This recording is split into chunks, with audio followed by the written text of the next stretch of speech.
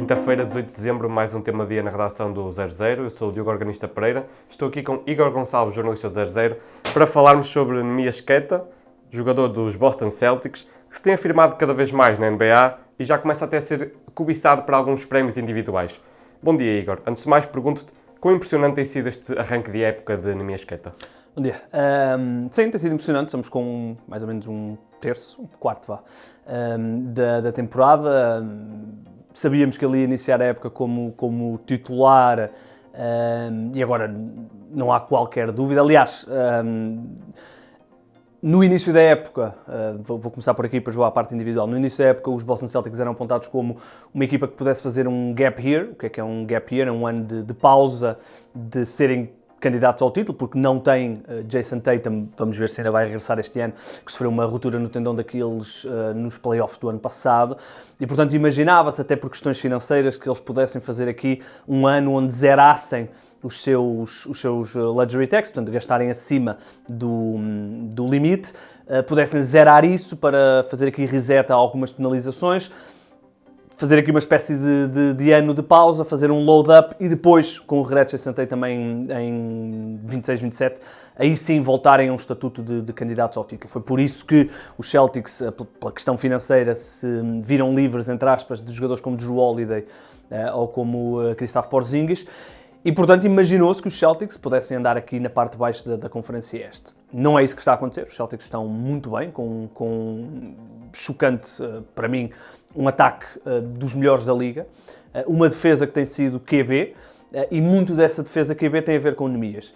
E o nome do Neemias, que era apontado como uma das razões pelas quais os Celtics iam ter, se calhar, o pior frontcourt o pior backcourt da NBA, porque os jogadores que estavam com ele, não no backcourt, no frontcourt, jogadores como Luka Garza, jogadores como Josh Minott, jogadores como Chris Boucher, todos jogadores que normalmente jogavam garbage time na NBA nas suas equipas, o Chris Boucher em Toronto, o Luka Garza em Minnesota, eram apontados como os jogadores que, se tivessem uma rotação normal, não jogariam. E o que é certo é que neste momento a discussão é onde é que está o Neemias e aonde é que está os postos dos Celtics dentro da liga.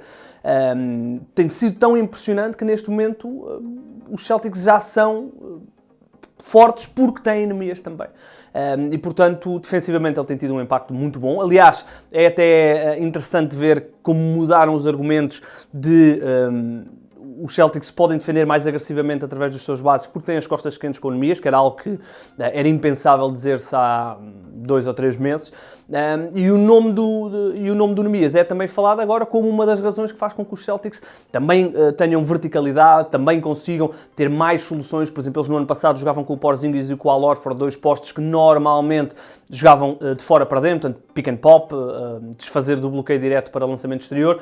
Com o Neemias tem uma ameaça vertical de pick and roll, de ataque ao cesto. Portanto, uma série de questões que podíamos aqui falar. Os Celtics estão na corrida para ir ao playoff. Cada vez mais os rumores de que Jason Tatum regressará mais cedo do que o imaginávamos são rumores cada vez mais fortes. Portanto, está tudo a encaminhar-se para que os Celtics, que são é a franquia mais histórica da NBA, a par dos Lakers, são a equipa com mais títulos, não olhem para um ano onde, teoricamente, poderiam fazer, por exemplo, o que estão a fazer os Indiana Pacers, apesar dos Pacers terem sido absolutamente fulminados por lesões durante toda a época até agora, de virem cá abaixo, irem ao draft, tentarem anexar alguém através do draft, fazerem um reset às contas. Os Celtics não estão a fazer isso, estão na corrida para estar nos 6 primeiros do Oeste, o que para mim era absolutamente impensável. Um ataque poderoso, depois de maus arranques, Derek White, Peyton Pritchard, muito fortes no lançamento agora. Jaylen Brown, apesar de uma época ineficiente, como seria mais ou menos de esperar devido ao peso acrescentado com a ausência de Jason Tatum, está a fazer um belíssimo ano a nível de pontuação, a nível de liderança da equipa. Provavelmente vai estar no All-Star Game e vai estar também nas equipas All-NBA. E há também depois Neemias, que é o titular absoluto, às vezes joga mais minutos, às vezes joga menos minutos. é o rim protector da equipa, é o jogador que faz rim pressure no lado ofensivo, portanto tem sido um ano realmente impressionante. As médias são o que são, porque também é normal quando se joga 4, 5 minutos por jogo, passas a jogar 20 e tal, claro que as tuas médias vão explodir, portanto estamos a falar aqui do dobro dos pontos, o triplo dos ressaltos, blocos, portanto isso tudo é normal, mas o impacto dele, o facto de neste momento já estar a falar de Neemias como um titular, e a discussão até agora é dos 30 postos titulares da NBA, onde é que está o Neemias? Estará em 30º, como se calhar se imaginava no início do ano, ou se já está aqui na casa dos 15, na casa dos 20, portanto é muito interessante ver, e depois de alguns anos onde ele teve que lutar muito, especialmente em Sacramento, onde confiava um pouco nele, é muito interessante ver que ele está agora com o seu espaço totalmente cimentado, e mesmo que os Celtics no verão adicionem aqui outro tipo de postos para atacar o título, o Neemias vai estar na NBA durante muitos anos. Já aqui mencionaste um ano impressionante e também se tem falado de Neemias para um prémio individual. Sim. Eu pergunto-te para qual? O prémio chama-se o Most Improved Player, no fundo é o jogador que mais evoluiu de um ano para o outro, que é um prémio interessante, alguns nomes assim, recentes, Pascal Siakam, Ja Morant já ganharam este prémio, portanto o Dyson Daniels ganhou o prémio no ano passado, o australiano, portanto jogadores importantes na liga, e o nome do Neemias está a ser veiculado. Se formos agora às casas de apostas e aos casinos, o nome do Neemias já lá aparece, não é o favorito de todo, não é? Há outros nomes que são naturalmente apontados para este prémio, mas o nome do Neemias anda por lá, o que é absolutamente impensável há 3 ou 4 meses. É um jogador que o impacto que ele tem defensivamente na proteção do cesto é realmente muito impressionante. Mais do que o número de pontos que ele às vezes faz, ainda recentemente teve o seu máximo, igualou o máximo que já tinha feito, mais impressionante do que os blocos que faz ou os ressaltos que faz, é mesmo a forma como ele anula ataques ao cesto dos adversários. Ele é um jogador que atleticamente, pronto, é o que é, nós já o conhecemos também da seleção. Já tínhamos visto isso no Eurobasket, também permitiu a Portugal ter uma defesa muito mais agressiva, porque tinham as costas quentes com Neemias. E, portanto, está-se a falar no nome dele para Most Improved. Também já houve aí alguns rumores de que ele poderá ser considerado para as equipas defensivas do ano, tal o seu impacto on-off dentro de campo no lado defensivo. Portanto, vamos ver. A época ainda é longa, como eu disse, nós estamos aí com um terço, mais ou menos, um terço, um quarto.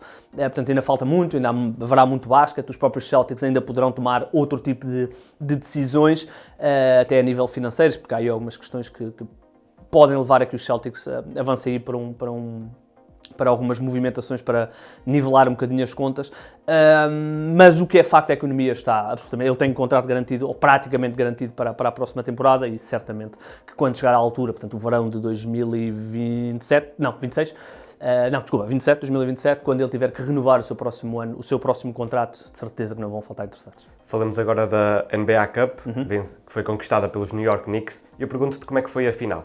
Sim, a final foi muito interessante. Sim, eu posso começar pela final, depois quero só dar aqui 2 ou 3 notas. New York Knicks, San Antonio Spurs, uma equipa veterana com uma equipa muito jovem, portanto os veteranos, os Knicks, os jovens, os San Antonio Spurs, obviamente liderados por Victor Wembanyama. Esta é uma coisa que temos que dizer. Victor Wembanyama continua ainda limitado de minutos, porque ele tinha regressado no jogo da meia-final da NBA Cup depois de uma lesão de algumas semanas. É uma lesão que assusta toda a gente, que é o estiramento na coxa. E, portanto, jogou apenas 22, 23 minutos, assim agora de cabeça não me lembro, mas por aí, na casa aí dos 20 e poucos minutos. Saiu do banco, portanto nem sequer foi titular, portanto este é um fator. Os Knicks mostraram, especialmente no quarto período, mostraram realmente que têm uma equipa muito mais experiente, que conseguiram lidar com alguma inexperiência da equipa dos Spurs, especialmente até de Victor Wembanyama, que quando entra no quarto período não ganhou nenhum ressalto, falhou os 4 lançamentos que tentou, desses 4 lançamentos 3 foram 3 pontos, 2 deles foram lançamentos absolutamente... É aquilo que nós costumamos dizer, que tentou marcar 6 pontos na mesma jogada, que é quando uma equipa está ali a perder por 5, 7 e precisa de um triplo, ou uma jogada que lhes dê, que pareça que vale mais do que propriamente os pontos em si. Ele tentou isso algumas vezes, não funcionou. E os Knicks, que estão realmente aqui num 6 vitórias seguidas, ainda que esta vitória não conte para a fase regular, mas estavam com 5 vitórias com estas 6, estão aqui num processo de reafirmação, depois de terem começado o ano um bocadinho a tremer com um novo treinador, Mike Brown. Fizeram uma mudança no 5 inicial no início do ano, ao tirarem Josh Hart, colocaram Mitchell Robinson, passaram a jogar com 2 bigs, portanto Mitchell Robinson e Karl Anthony Towns, desfizeram essa mudança, portanto, o Josh Hart já voltou ao 5 inicial. E depois uma coisa muito importante nesta equipa dos New York Knicks, que é, apesar de continuarem a ser uma equipa muito dependente de Jalen Brunson, portanto, Jalen Brunson é o iniciador de 95% dos ataques, mas se olharmos para o tempo que Jalen Brunson tem a bola na mão, estamos a falar de menos quase 4 minutos por jogo. O que é que isto significa? Significa que o ataque é mais variado, significa que o ataque já não funciona só de bloqueio direto Jalen Brunson e toda a gente à espera para ver o que é que Jalen Brunson faz.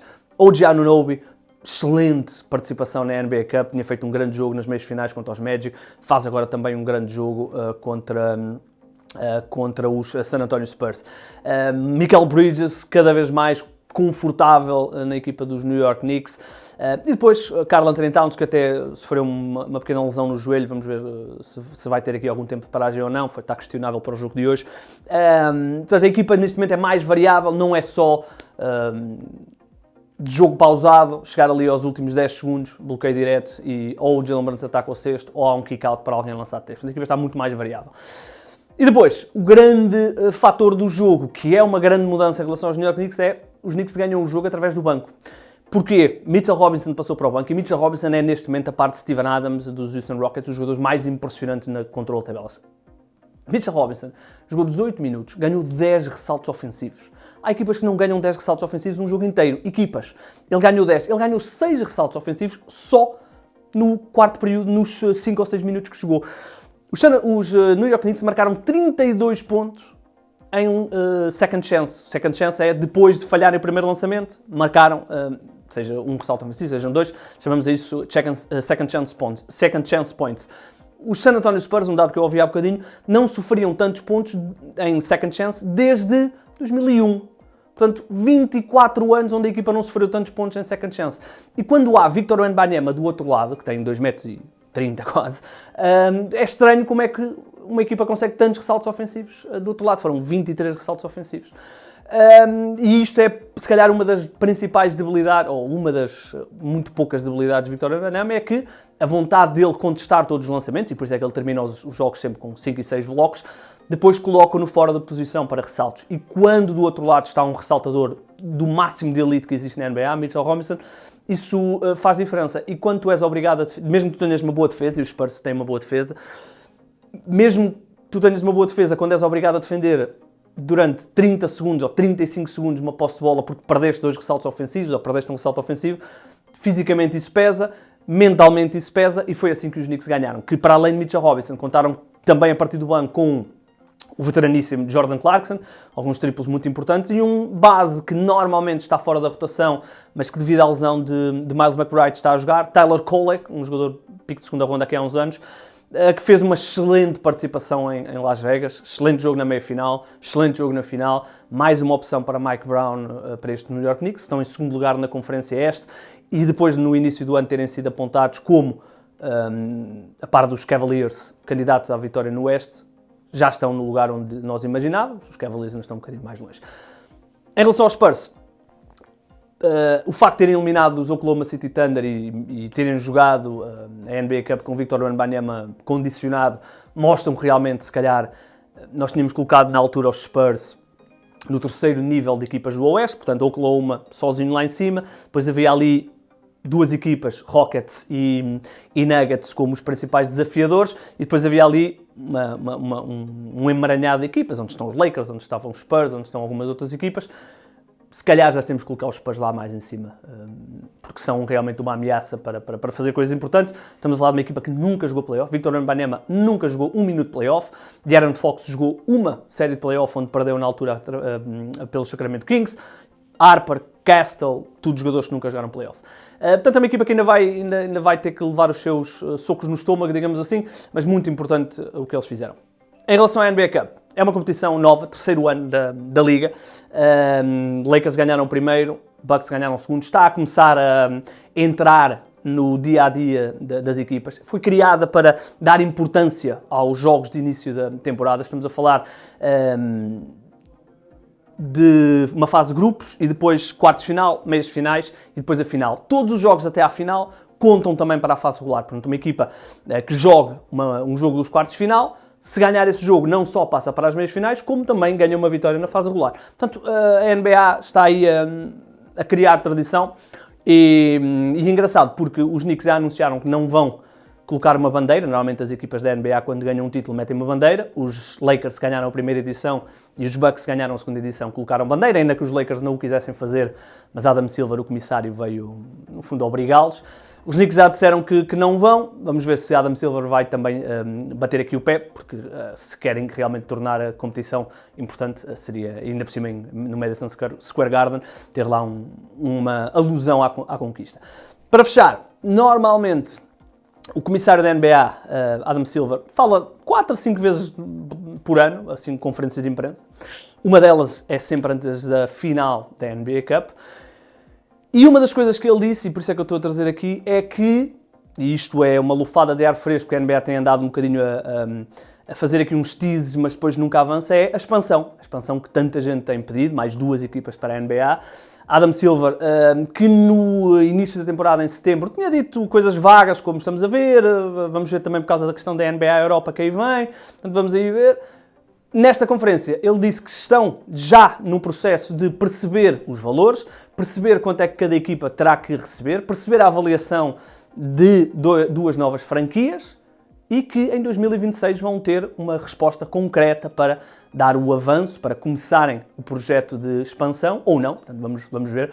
Portanto, mais 2 equipas, fala-se nomeadamente de Las Vegas e de Seattle, portanto, os Seattle Supersonics poderiam voltar, Las Vegas seria uma equipa totalmente nova. Portanto, muito interessante ver essa situação. E ele ter colocado um carimbo de data com 2026, com possibilidade de haver aí novidades. Vamos ver. Para quem possa não perceber, a Liga recebe, vamos imaginar, na casa dos 20, 30 mil milhões de dólares. Esses 20 mil milhões de dólares, metade é para os donos, metade é para os jogadores. Ou seja, se entrarem mais 2 novas equipas, esses 20 mil milhões vão subir um bocadinho, mas não vão subir o suficiente para compensar os donos que já lá estão na Liga, ou seja, vão ganhar menos.